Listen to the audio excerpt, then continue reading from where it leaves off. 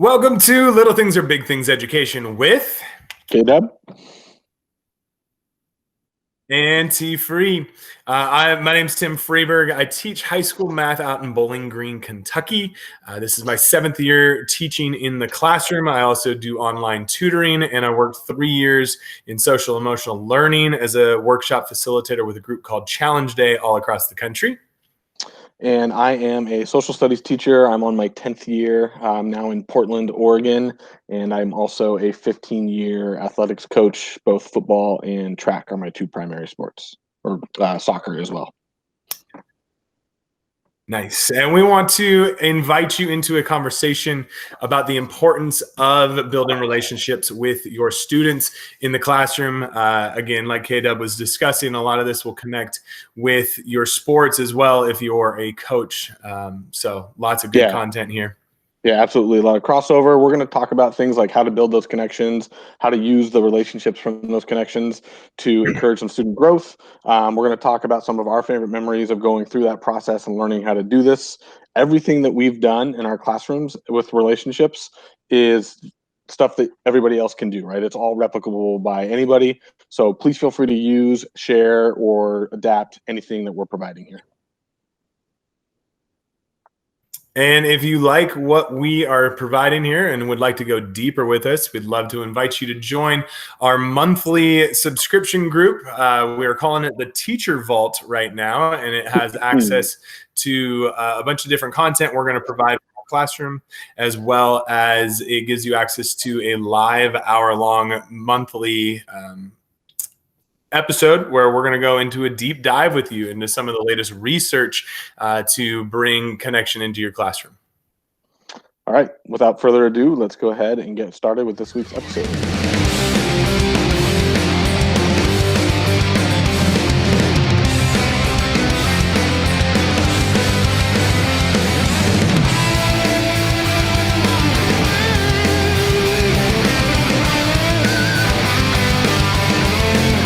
So this week's connection activity is something that I do early on in the school year, sometimes as early as the very first day of school.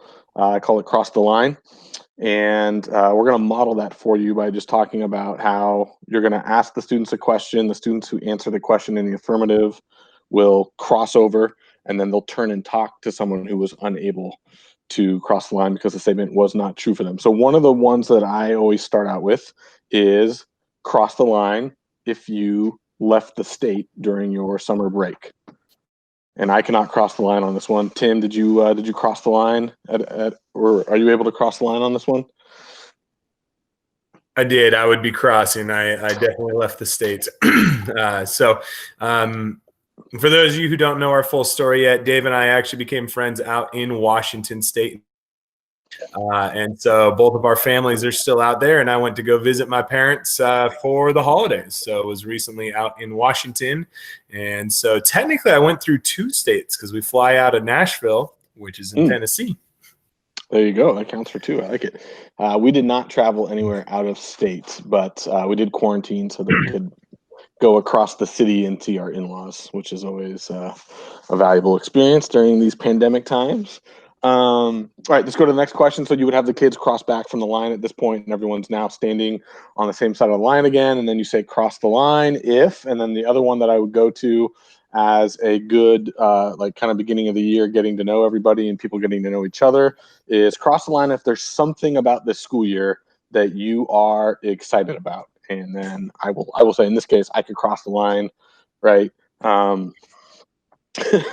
I would say that the thing I was excited about for this school year, I actually really am enjoying the remote learning process. I wasn't sure about it when we started, but the one thing I knew I was going to enjoy is having more time to support my colleagues and having more time to spend with my wife and my dog at home. Tim, I think you had said earlier that you probably would not be able to cross the line on this particular topic. Yeah, it's just the worst. It's miserable. I'm not excited about school at all this year. I'm staying on the other side. Love it. Thanks for that. Okay, and then we'll give you one more example here. Another one that's good to ask, particularly of younger students. because it gives them an opportunity if they don't know about clubs or affinity groups that are around the school for them to connect with. It gives them a chance to get maybe a sample of that. So I will say cross the line if you are a part of a club or an affinity group that meets at our school. And then in my case, I can cross the line because I'm an advisor for a club. So I would turn and talk to someone who maybe isn't an advisor or isn't part of a club. And I would talk about the club that I run or I'm an advisor for and co-host with our librarian is a club called Pizza and Pages, where we get young adult fiction books and we have kids read them. And then on the first Monday, or we switched it, the first Wednesday of every month, we get together. We have pizza that we provide through a scholarship, or not scholarship, whatever fundraising that we did to get the money for the pizza. And then we talk about the books, and then we pick the next book to read. Nice. I would say that I used to be as a club advisor, but because of our NTI situation, we as a school have pretty much shut down clubs, so we're not doing those right now. All right, that is unfortunate. All right, so a couple things about cross the line. A couple things about cross the line that are really good for just like tips for how to be successful with the activity, or at least things that I find are really helpful. I changed the space. So again, I for the last 4 years have done this on the very first day of school, and I have pretty easy access to getting outside. It's usually nice out during that time of the year. For those of you who aren't from the Pacific Northwest, September is like the perfect time to visit because it's not too hot or muggy, but it's not rainy yet. So we'll go outside, and at the school that I'm at now, there's a perfect spot where there's a big oak tree with like a walking path and then some grass. So we just use the walking path as our line, and we step onto the grass to turn and talk. But it's also just good to get like a change of scenery for the kids, let them know that we're doing something different. Also just to have the space, right? If you're going to try and have 35 kids in a straight line, most of our classrooms aren't big enough to do that. So that's another thing that is good with it. And then the other thing that I have found to be really important, and I didn't do this early on, but I do it now, is I actually participate in the activity with the students. So I have like a little crumpled up piece of paper that has my questions so I don't forget to ask anything. But I actually do the activity with the kids, right? So I cross the line or don't cross the line, and I intentionally pick questions that I might not be able to cross the line for, so I can model both of those responses to a question. Nice. And Tim, I know you did. Go ahead, Tim. Sorry. Yeah. No, you're totally good. I was thinking, like, I love how you change the space. I think it's so big to get them outside of the classroom, to set them up into just already the mindset of like, this is going to be different. Mm-hmm. And I think it allows them to just anticipate not being a rigid traditional in the classroom going through the motions kind of thing. Like, no, this is like free movement, like we're out in nature, like we're doing some of this. So I love that you do that. One of the things I was thinking when we were doing the activity, and I role played a little bit that I was not excited for school. What do you do when you have that turn and talk?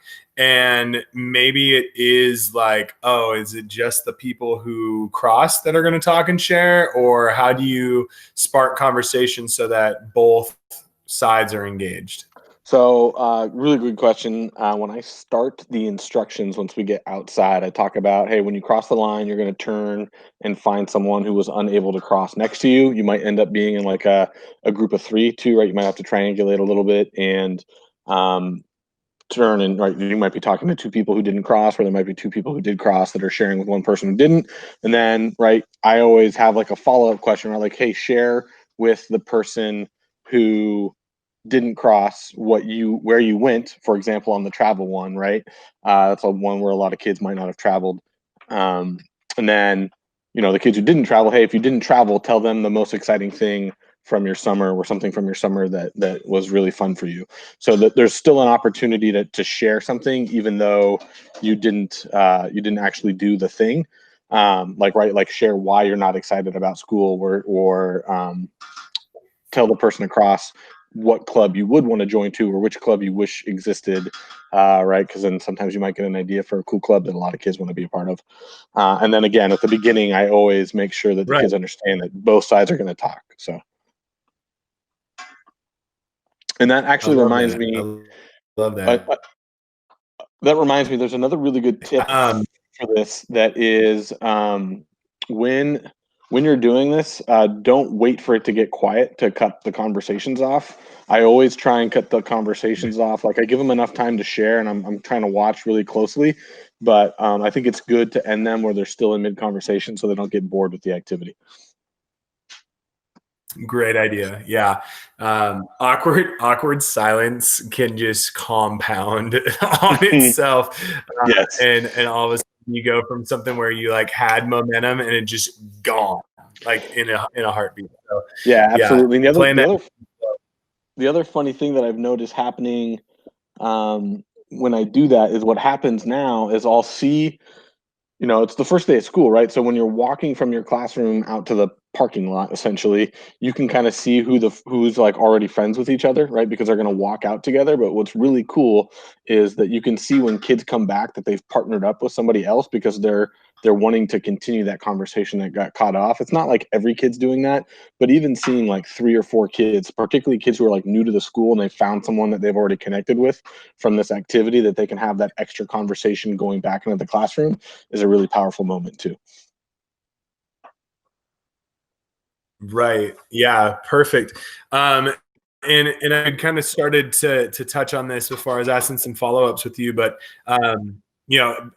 with Challenge Day, my other experience with students kind of on a deep dive outside of teaching was like this was our bread and butter. Like this, like if you are a teacher who has experienced Challenge Day, and I know there's going to be some listeners out here who have been through that program, that like Challenge Day is known for Cross the Line. Like it's trademark, copywritten, like the way they read it, the way they categorize it, they compartmentalize it, the follow-up questions to it, the engagement, like all of that, that is their program. And it's like, I love that you've taken what can be such an amazing, powerful tool and made it an introductory thing where you can create those connections with your students, between students on day one. And I love that, like, if you were to choose to do it, and I will say one of the reasons why Challenge Day was so successful with it is like they've become masters at like the way to safely get students to tell their story without words. But like it allows you the opportunity to go super deep dive.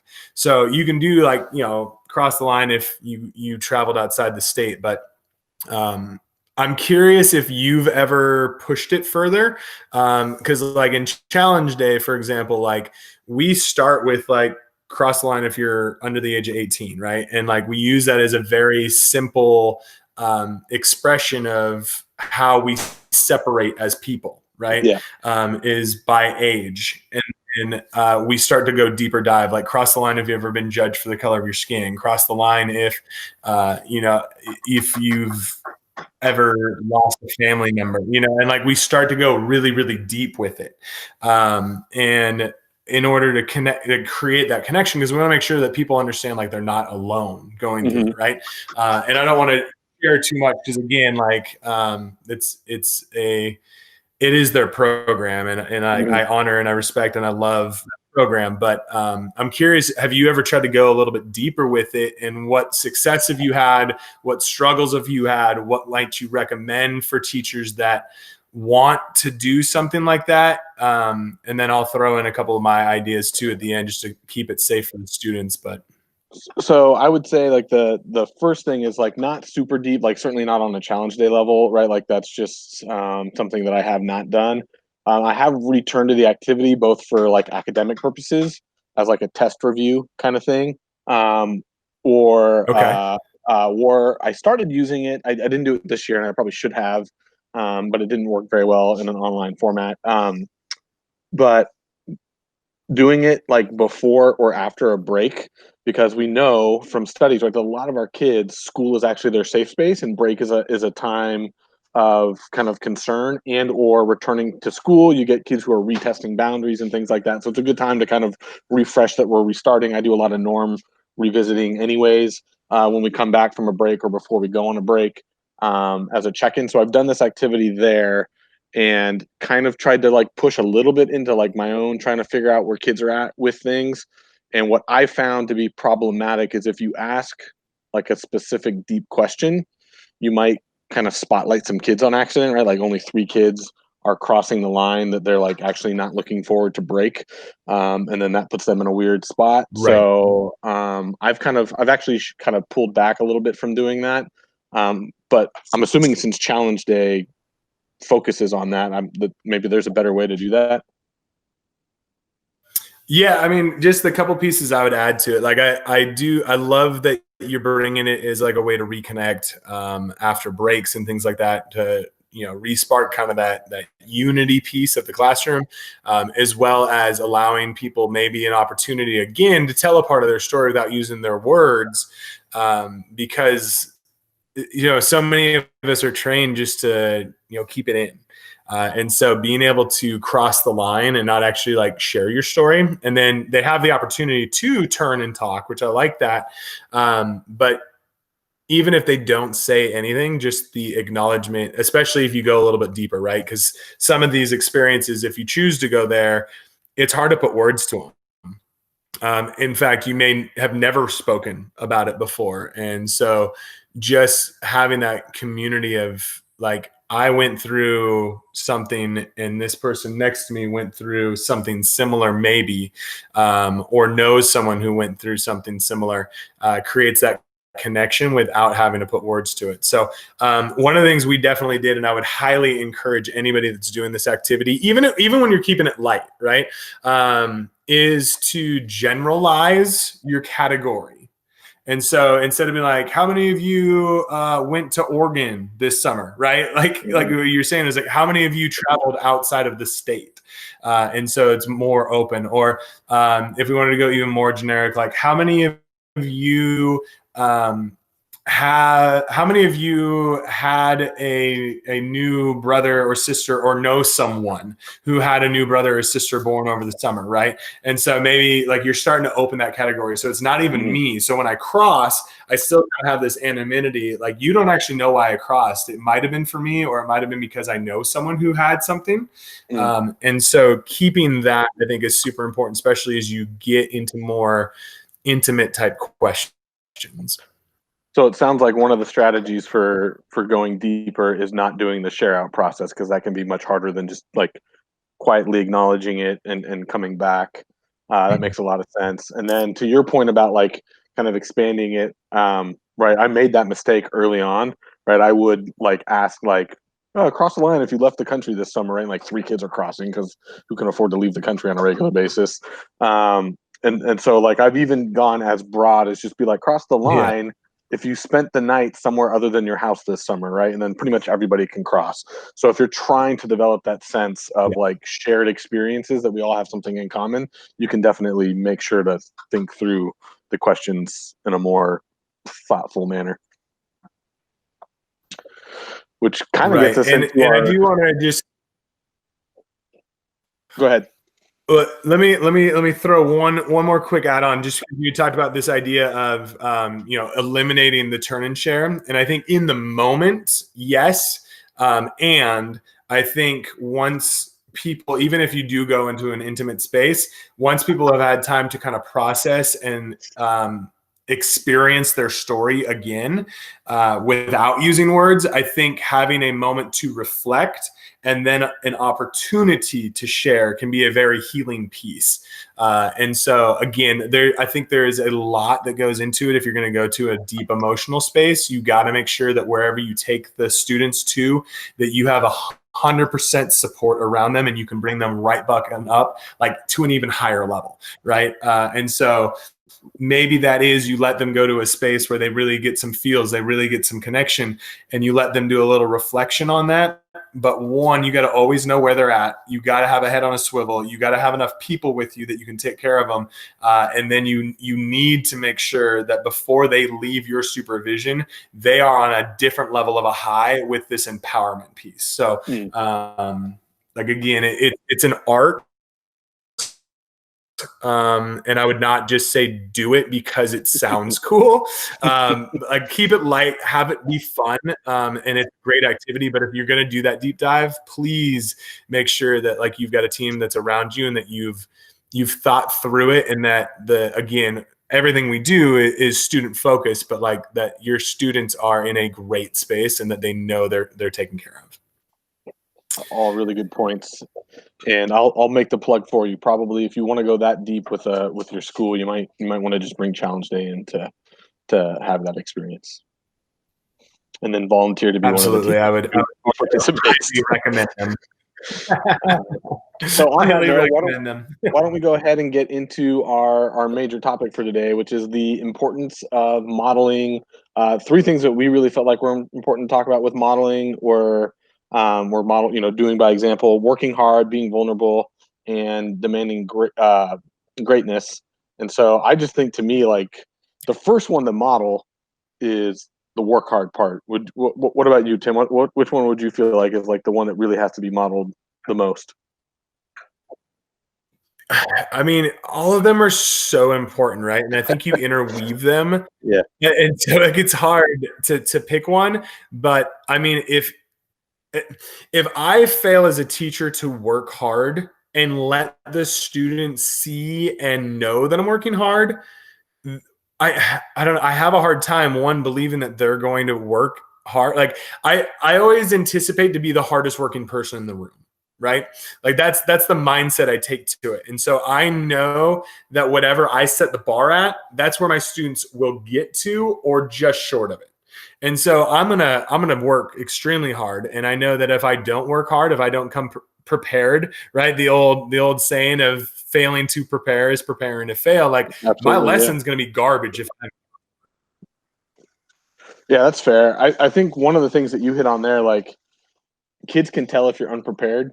And like, the reason that I always focus on, like, the first step is modeling that hard work is, like, I just, like, for me, it's like very fundamental. It's one of my biggest issues with other teachers. And I don't want to get into like a bitch session here, but like, I guess our podcast is now rated PG-13, but I just like, I can't stand the teachers who are like, they're never on time to meetings. They come late to class. Right? They're not there at their report time. And then they're like confused why students don't show up on time. It's like, well, you can't, to me, like, you can't ask anything of anybody that you're not doing yourself. And so whether it's being on time, coming prepared, or working hard, right, putting in the effort, right, like, you can't get mad at students if you're mailing it in too.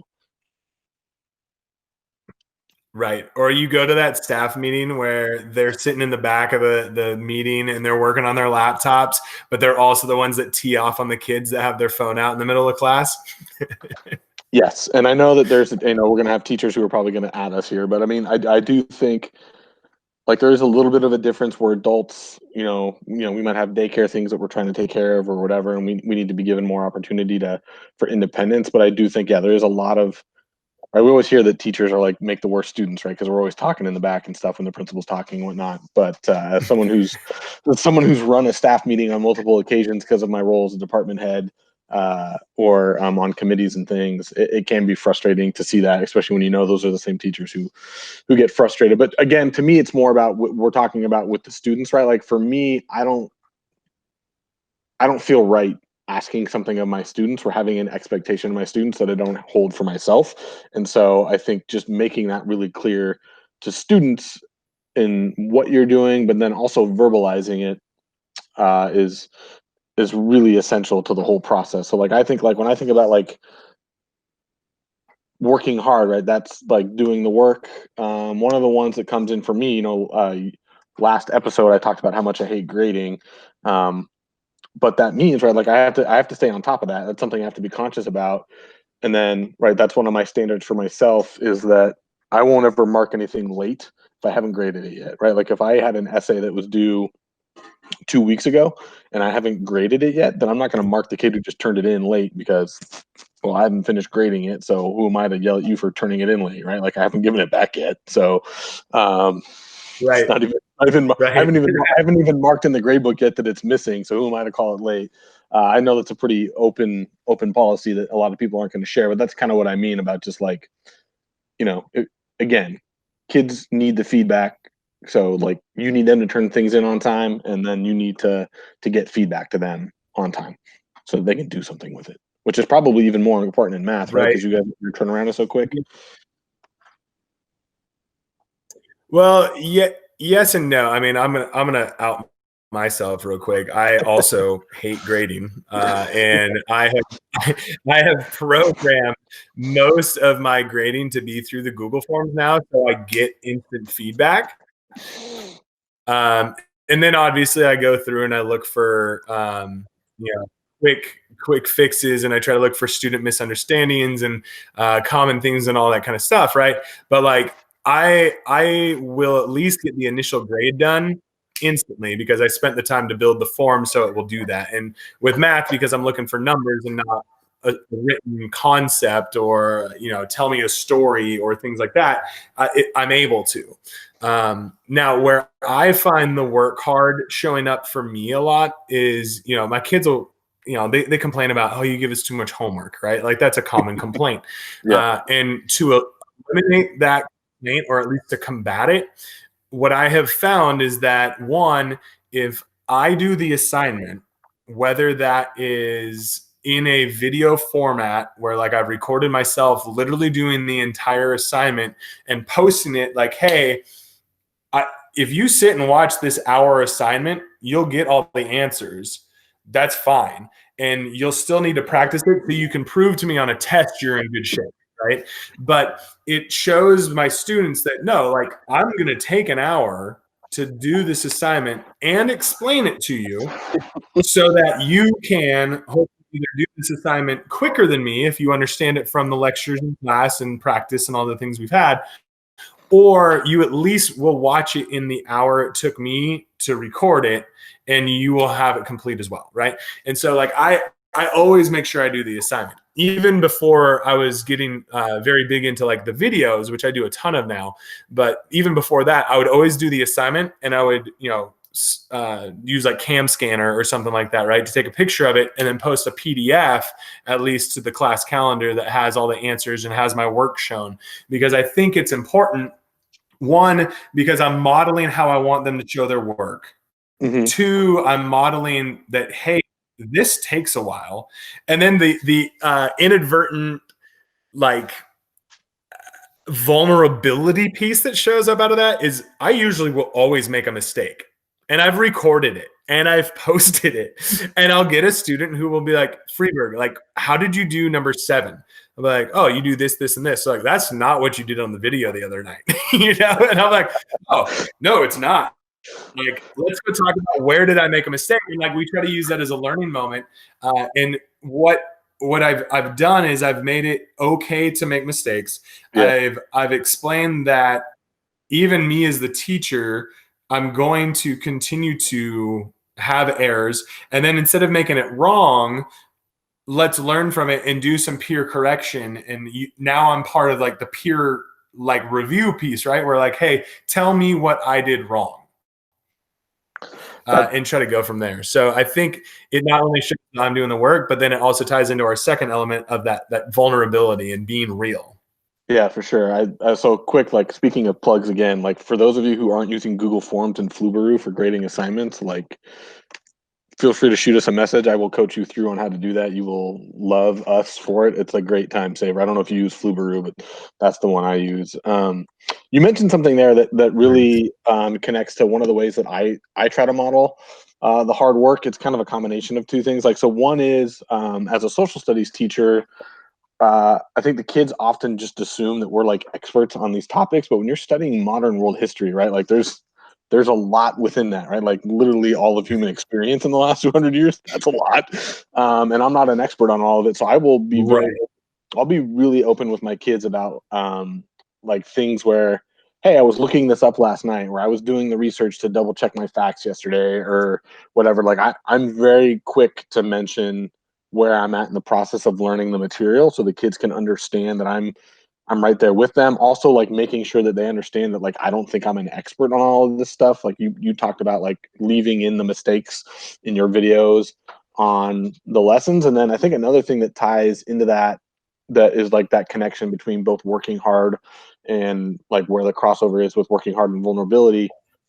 Um, I get questions all the time that I don't know the answer to, right? Like, just like we've been doing the Holocaust for the last 3 weeks. I had a kid ask me whether or not the use of the crematoriums was something that the Nazis did as an attempt to get rid of evidence, or were they doing it because it was just the most efficient way to do what they were trying to do, right? And because we were talking about the stages of a genocide and how denial comes into that, and I was like, I don't know the answer to that, but I will find it for you, right? And so then spent class ended, dug up some research, and um, it was also a really weird place. We're also showing the kids that two things can be true at the same time, right? Like research suggests that both things might be true, right? They did it because it was efficient and because they were trying to make sure that nobody could find mass graves, right? So, but again, just like having that vulnerability of being able to say in front of the class, like, I don't know. It's okay that I don't know. And like ultimately, particularly in social studies, I think the most important skill that we teach them is research. So let me go find that for you, and then delivering, right? Like don't say I don't know, let me find out, and then like a week later the kid has to like tug on your sleeve and ask like, hey Caleb, remember when you said you were going to find out the answer to my question? So I think those are both really important examples. No, I totally forgot, which is also legitimate, Yeah. right? Like you can say like, no, things came up in my life that I have a life too. I think kids forget that we don't just live in the classroom, but which is another part of. I think that actually transitions really well Right. to being vulnerable and talking about our own lives. But Right, right. The old you run into your student at the grocery store and they're like shocked that you're there and they're like, you eat food? Like, oh my goodness, who are you? Totally for forget we're sure. human. Anyways, the part that I like in the in addition, I mean, obviously I talked about the mistakes part, right? And like usually the first time I make the mistake, it's a genuine mistake. Mm-hmm. But what I have discovered is actually super helpful for learning is if I find a mistake that is like a common mistake the students also make or could make or I've seen be made in the past, I will then grab that and intentionally make that mistake later. And Mm. so, and this is kind of where us as teachers do play a little bit of the performer, so to speak, right?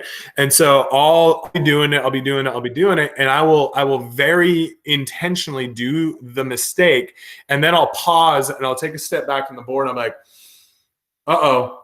And then that's like my trigger, right? The uh-oh. And like the whole students are like, they perk up and they're like, he made a mistake, and like they look for it. And like, and so like, all right, somebody find where did I make a mistake? What was my error? And my students who are taking diligent notes and they're on top of it, a lot of times they'll catch it almost immediately, and I'll either do like a turn and share, or I'll be like, okay, hey, cool, you guys hang on to it for a moment, let other people see if they can find it, and then use that as a teaching moment. And again, it's that first one honestly was 100% genuine, but if I'm not, because I teach the same class 3, 4, 5 times in a day, depending on what my schedule is for the year, I don't make that same mistake like by the end of the day, because I've had opportunities to make corrections. So I do have to like intentionally keep it in there so each of my students get the opportunity to find it, and build in a little bit of vulnerability.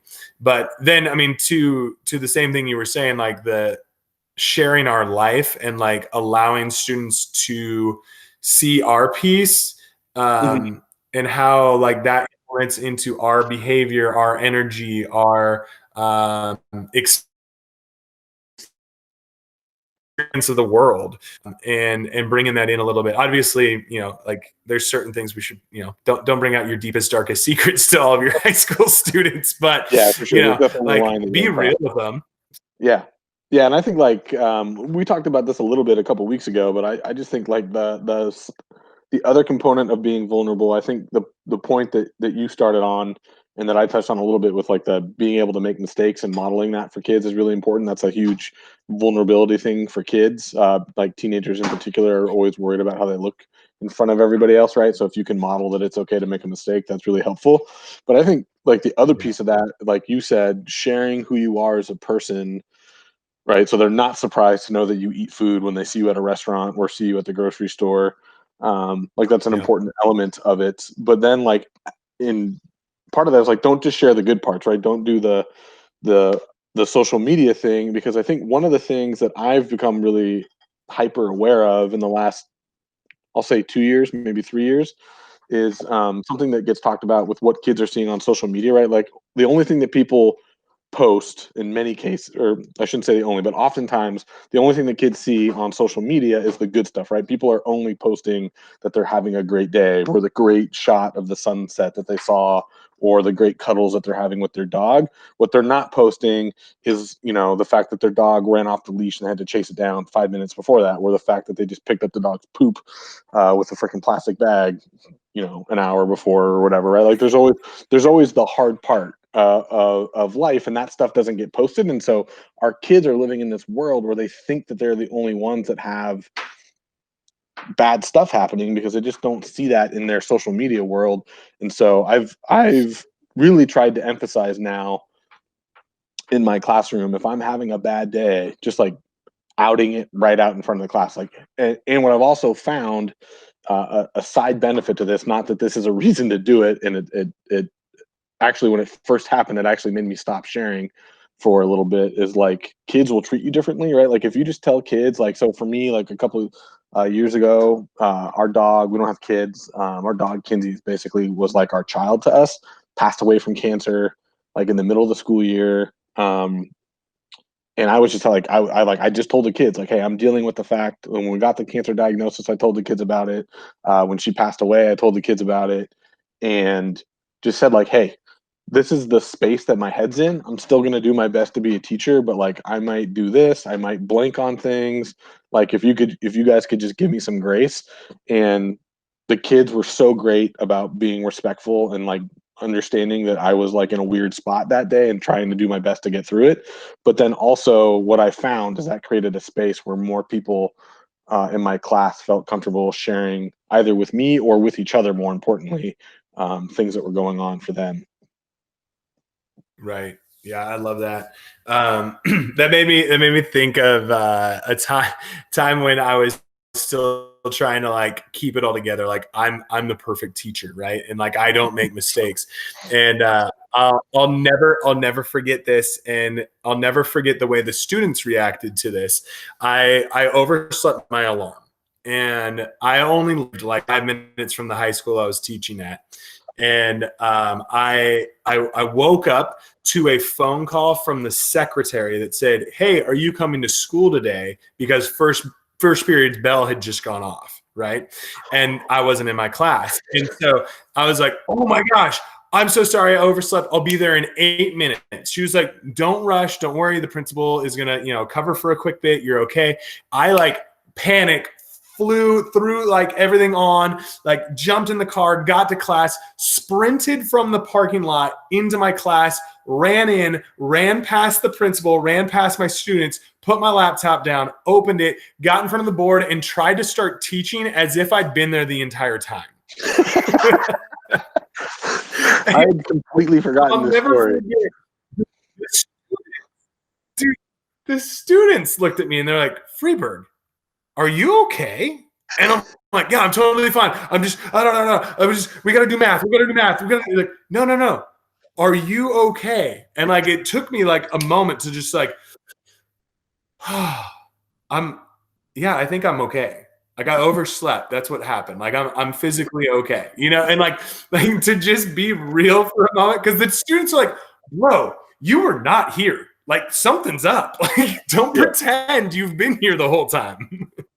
That's a really good point about the fact that like So kids funny. know too, right? Like kids are gonna find, like, they're gonna find you out, right? And so that actually kind of points to why I shared about Kinsey, because I'd had the information. It actually came from my coaching background. We were trying to figure out some things for kids, and the social media thing came up. There's a word for like the whole like what people are presenting and showing on social media. I can't remember the term for it, but so I had started becoming more intentional about sharing out about my life, and I had found on a couple of occasions that like the resulting very kind place that the kids are coming from of like, like the proverbial pat on the shoulder that they were giving me, I felt weird about it because I felt like I was almost like taking advantage of the kids, like that they were like letting class, like they were like, I just felt weird about how kids were like being overly nice, I guess, to me about things was kind of how I interpreted it at first. And I was Yeah. like, man, I'm like, I feel like I'm blackmailing them into behaving in the classroom. Like this isn't okay. So I stopped sharing for a little while. And then to your point, right, where kids will catch you is like when we found out, like I'm not going to go in depth probably because I would cry, but like on the Kinsey story, but like when we found out that she had cancer, like we literally found that out at like 2 a.m, and I had school the next day, Mm, right? And I'm a big, right. I almost never use subs for being sick or anything, and we can talk about subs and relationships. That's probably a whole nother episode. But like I went to school that day and tried to teach and tried to pretend that everything was fine, and it was May, so my kids knew me, and they were just like literally first period, 15 minutes in the class, a group of kids came over while it was supposed to be work time. They're like, Caleb, what's going on? Something seems off.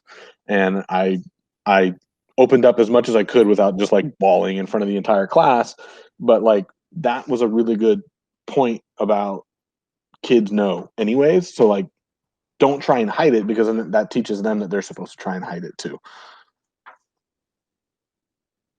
Right. Yeah. Vulnerability is just so important with that relationship building. And I think without being vulnerable, without being real, you can't actually get to our third piece, which is that demanding greatness, right? Mm-hmm. Like if I'm gonna like not expect greatness, but I'm demanding it from you. Like Mm-hmm. you're in my classroom, you're not going through the motions. Like you are going to put in the work, you are going to show up, you're going to take care of business. Like that's the demand we have when you come in my classroom. And if my kids don't see me working hard and they don't think I'm the real me all the time with them, or at least, like the majority of the time, again, don't share your deepest, darkest secrets, but, be 100% real with them in a professional manner and work your tail off. They're not going to be great. They're going to live at you set.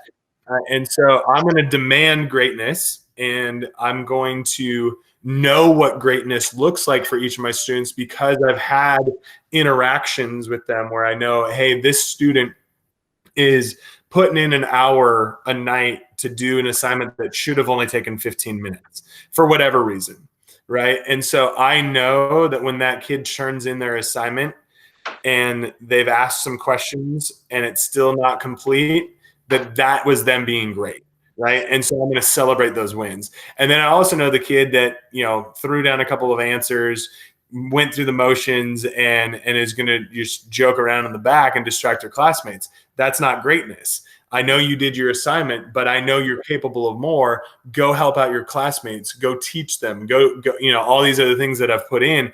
And so there's those tiers of greatness, and all of that is stuff that we model. And I make sure that when I'm doing things that it's explained as to why I'm doing it. I either make sure it gets to a point where a student can ask why and I can give justification, or I just strategically teach in, hey, this is why this is important. Let's make sure we're doing this so we can support one another.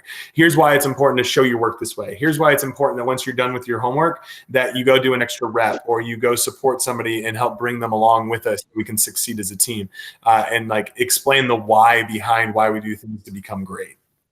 That is, I'm really glad that you spent the time to first talk about like greatness can be different for each kid, and like understanding like um, catching them when they are doing great, like the time that they do ask for help, because a kid doesn't usually ask for help and it's scary for them to do it, and then they do it, like celebrate the fact that they ask for help. Or the kid who usually is joking in the back of the classroom, but this time he's helping his friend understand the question that he didn't know the answer to. That is such a huge thing to like celebrate the moment, right? Because I think the other thing when it comes to being great, that we just can't lose sight of is kids are, we know, physiologically like wired to like seek some form of attention. And what happens for a lot of them, right, is they get a lot of attention when they're misbehaving, right? And so what I've tried to consciously do in my class, and I'm not always great about it, right, it's something that I'm constantly trying to remind myself and improve on, is give them the attention when they're doing the thing that you want to do. And don't, and like that's the reward, is like, man, I'm so glad that you're like, just boom, that was on point, that was perfect. And like you said, tell them why you're celebrating, right? Like, this is what you did that was wonderful, this is what you did that was awesome, and potentially just move on from it after that, right? Like, you don't need to, like, it doesn't need to be a reminder 400 times, or you can just celebrate it, and then hopefully that clicks in, like, hey, when I want to get attention from Kata, or I want to get attention from T Free, I know that the way to do that is to help the person next to me, or to ask the question that I think other people might have as well. So yeah, I think all that stuff that you touched on is really important with the demanding greatness. And then what I would add to that is the modeling of the working hard, the modeling of being vulnerable. All of that is like relationship based stuff, where then you can then leverage to the student um, the expectation, right? Like, the student knows that you've taken care of the, or knows that you care about other things, right? You're not just demanding greatness. You're caring about me. You're helping me in the process. You're doing the work with me to help me get to where I'm trying to go, to scaffold the opportunity to be great. So I don't really have any excuses at this point, right? Like, I know that this person Right. cares about me. I have all the tools that I need to be successful. And now it's not all on me, but I have what I need to take the next step towards greatness. And I think that's the other piece of whatever you want to define greatness as for a student or for your class. That is, it's always the pinnacle, right? That's the last piece that you're trying to get to. And so doing all the other work before that is vital, right? So you can't expect greatness from students that haven't had the other pieces taken care of yet. For sure. For sure. And one of the best ways that we as teachers can get them to that level is by modeling all of it, right? And that's like the whole point of the episode is, there's lots of different leadership styles, right? Like, I remember reading the old leadership challenge book, what is that, Kuznets and Posner throwback there. Like, they talked about those 5 different leadership styles, and for sure we all have our built-in primary that we're good at. Like, for me, mine was the shared vision, right? Like, I'm really good about you coming into my class and me telling you, here's what we're going to accomplish and here's how we're going to get there. Everybody see it. It's beautiful, isn't it? Right. And like, I get them to go do it. And then, I have colleagues that I work with that are just absolutely phenomenal about like encouraging the heart and getting those students to work harder than they think they could, and picking them up. And we all need that, right? Yeah, exactly. Right. And we all need a little bit of that as teachers, but some of us, that's our default. And we need to be able to do all 5 of these levels of leadership. But if we don't model it, it's really hard for students to kind of like copycat us, right? And so that's why it's so important for us to show everything we do and be real and demand this after we've done what we so. Well, yeah, and I think that's one of the things that, like, and speaking of being like it kind of ties back to being vulnerable, is the modeling the greatness, right? Is like you being really clear that like your goal is to be a great teacher, right? And it's little things like, I just did my end of the year, because we're on the weird semester as a year schedule at our school with NTI. Like, I made it very clear to them, it's not the first time, but like, hey, I need you to give me specific targeted feedback so that I can be a better teacher next semester and next year, right? Like, what can be better about this unit? What can be better about the way that I'm communicating with you? And I think modeling that you yourself are striving for greatness is also, like, again, that's where the modeling comes in, right? Like, it's not like, here I am, right, telling you to do something that I can't do, right? Like that classic, it's my least favorite, I don't know the right like simile for teaching or whatever, like those who can't do, teach, like that drives me up the wall more than maybe any other stereotype about the profession, is because like, no, it's like I can do it. I want to help other people be able to do what I do. And that's, I mean, again, that's why, like, why do we have this podcast, right? Like, we're continuing to push ourselves on being great, because even talking to one of my best friends who has the same like pedagogical drive for teaching, I'm still learning from you every time we talk about these podcasts, things that I can do to be better, to be greater as a relationship based teacher. So just to me, like, you have to model the fact that you're striving for it too. Right. And I love how you set me up perfect to go into story time here, because I want to spend my story time here with us today talking about modeling lifelong learning. I think that's just so important, and it really does start. Like, this is one of the easiest ways for us to do this as teachers, is to request feedback early and often, right? And it, get feedback from the students, I just build a quick survey, and every single quarter I have them fill it out. And every time I have them fill it out, I say, hey, it's important to me to know what you liked about last quarter, what worked for you, what needs improvement still. And like, even this, end of quarter 2 for us right now, I was like, hey, you saw that I made adjustments, that I learned, that I developed, that I grew with you all in quarter 2. And as a class, our average stepped up. Like, great news. So I need you to do that again so we can continue to climb. And just recognizing that I want you to share with me so I can learn how to be a better teacher for you, because you're a different group of students. I can try to teach you like everybody else, but I don't think it's as effective as if you tell me how you like to learn, and I can then learn how to present and provide for you better.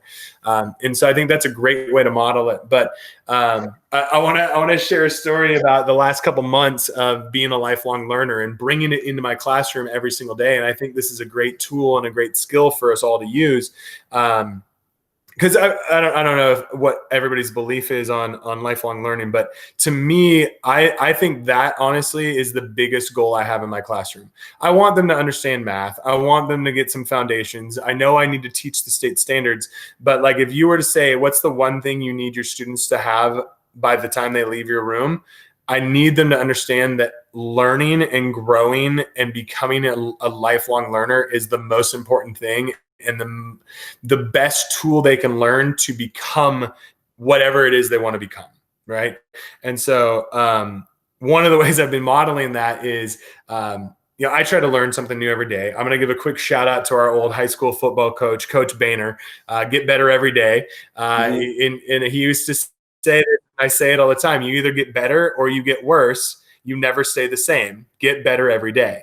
And I remember questioning that for a while and trying to figure out what did that mean? And to me, the meaning I've put to it is, if the people around me are getting better in a relative sense, I'm falling further behind. So every single day I got to continue to march to at least keep up with people, but even put in an extra bit of grind so I can continue to be a leader in whatever it is that I choose to be. So for me, my wife and I have been fortunate enough to help build our own home. Like, it was a spec home, but we got to do some custom upgrades to it and things like that.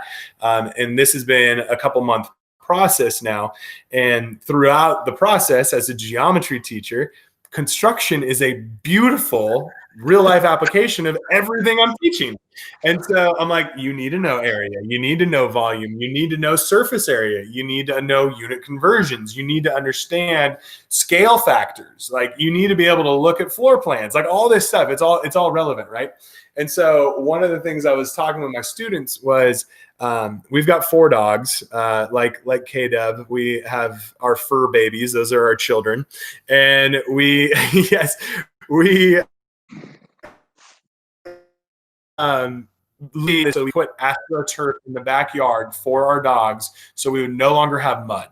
Like that has been the biggest thing for us, is I want the dogs to just lose their mind and play no matter what the weather is, and then come in the house and not create a muddy mess inside my house. So along that process, we needed to install the astroturf, and it was going to be crazy expensive if we were going to have somebody else do it for us. So I was like, you know what? I've never done this before, but I bet you I can figure it out. And so I immediately started sharing this story with my students. I'm like, hey, I'm so excited. Like, guess what's going on in my life? I'm putting in K9 astroturf for my dogs. It's going to be amazing, right? And then they're like, what? I was like, yeah, like we've got to put crushed rock in. I've got to put this nailer board up around the edges. Like, I've got to do all this stuff. And guess what? It's all geometry. And they're like, whatever, Freeburg, it's not geometry. And so like I started showing them, like, hey, here's my 60 by 40 foot backyard. Here is the patio that is, I don't know, it's like 7 by 19 feet or something like that in this patio that's in the backyard. I was like, how much area is going to be turf? And so like we would actually do the math. And so like the old SAT, ACT question, right, where you take like a rectangle and then you remove like a shaded region and you got to figure out the area of the non-shaded region kind of stuff. It's like that's a real life problem. Take my backyard minus my patio. Perfect. Right. And so then I was like, now, how much rock do I need? And they're like, I don't know. I was like, I need 4 inches of rock. I'm like, okay.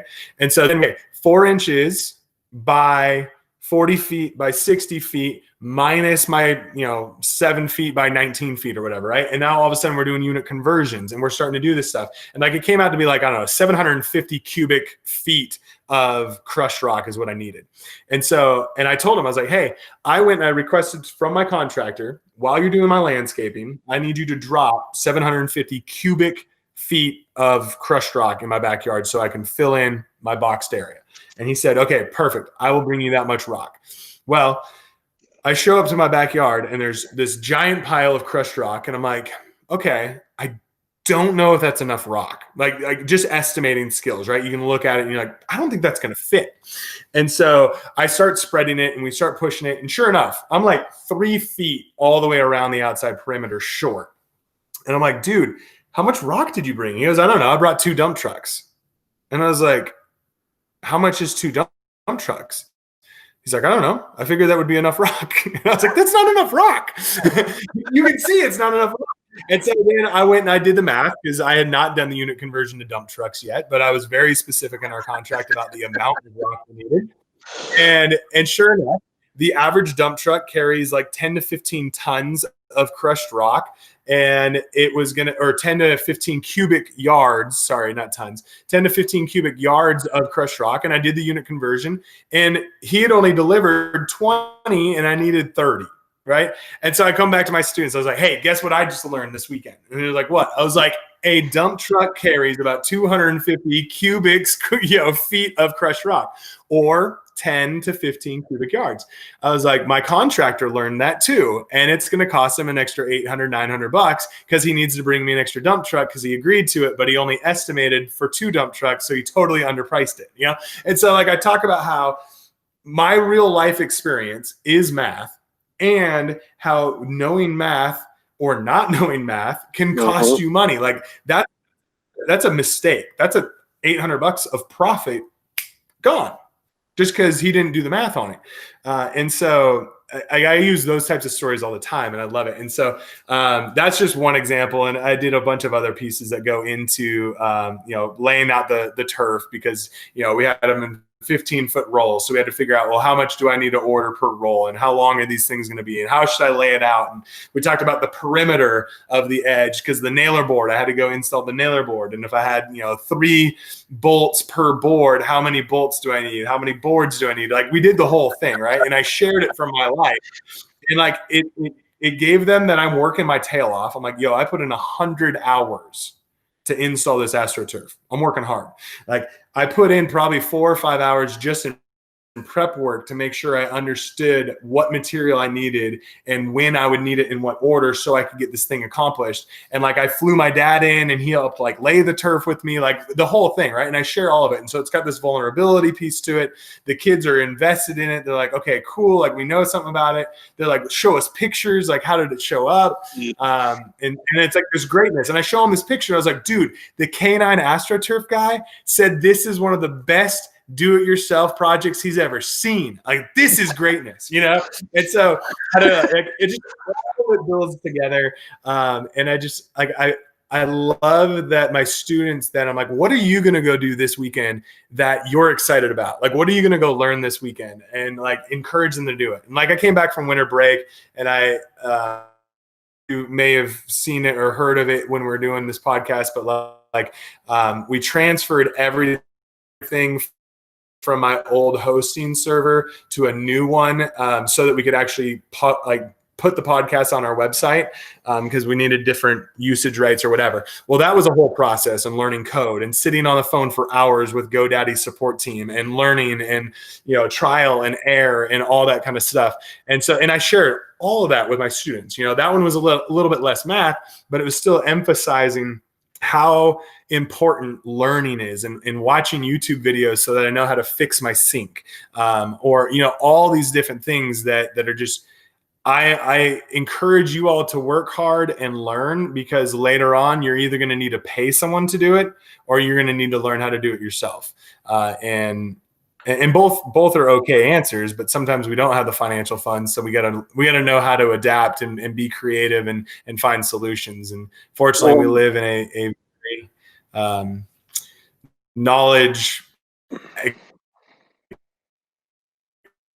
you know, accessible knowledge base with YouTube. Like, you can access anything basically for free at this point. So Yeah, I mean, I don't want to, the story is, there's so many fun elements of that story. I just think like one of the things that seems so smart about it from like a math standpoint, like we've talked enough about how much I hate math, but like if someone would have sat me down and been like, hey, this guy cost himself $1,000, right? Like money, like we all think about money, right? Like it's one of the side effects of living in the country that we live in / living in the world that we live in. Like you need money to get through things. And so like the idea of someday I might own a restaurant, or I might own some business doing the thing I want to do, and if I don't do the math correctly, I'm going to cost myself money. Or I want this thing, I can't afford this thing, how do I make it so that I can do it, is it's like a whole nother, right? Like you saved thousands of dollars by doing all this work and all that. And then you kind of answered it, but my big question coming out of this, I was wondering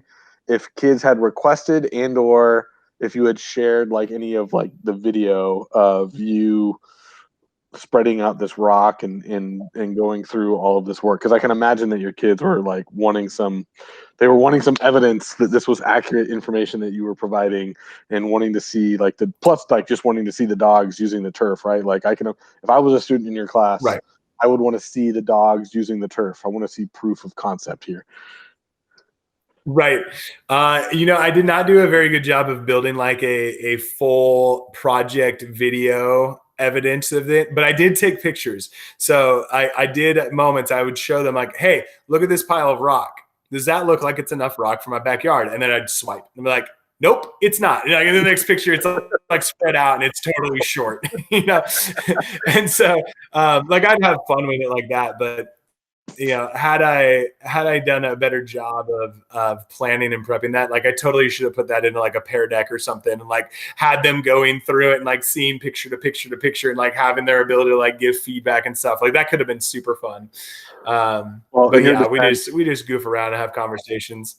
Well, yeah, in your defense, right? Like you want it to be natural, and if they have questions, you can always, you know, do more depth with it. Plus, like you said, you already spent 100 hours trying to figure things out. You didn't need to spend another 3 making a video that may or may not have been of interest to the kids. So yeah, I think that's one of the things, like when you're talking about sharing with your kids, right? There's the professionalism and the boundaries, and then there's the, like, you know, class shouldn't just be you telling stories about yourself all the time. So it's, you know, there's got to be a, you know, if the kids are interested, you can always tell more, but you know, the little share and then maybe stop and whatever. So I love it. That was a really good job of tying them all together. I thought that was a great story. No, I was just saying, like, to me, like that's the perfect Tim story, because it just like, it's all of you. It's the energy, it's the creativity, it's like the do-it-yourselfness, the hard work, like the fact that you just have like boundless energy. Like if I needed someone to understand who you were, and plus the math expertise, like if I needed someone to understand who you were in a 10-minute story, that might be the winner right there. Perfect. well, we appreciate everybody joining us for week 4 here.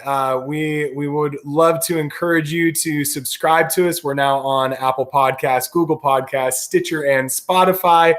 You can also check us out directly on our website, which is littlebiged.com, and it will forward you on to the Peak State Mathematics, which is my tutoring website, which is where you can also sign up to join our teacher vault and get some of our free video access, or follow us and look up our podcast there, and it will connect you to the Peak State Mathematics channel as well there, and give you access to our free Google Forms and everything. So again, we appreciate it. Always learning Peak State, and we'll see you guys next time. Make it a great day. See you guys next time.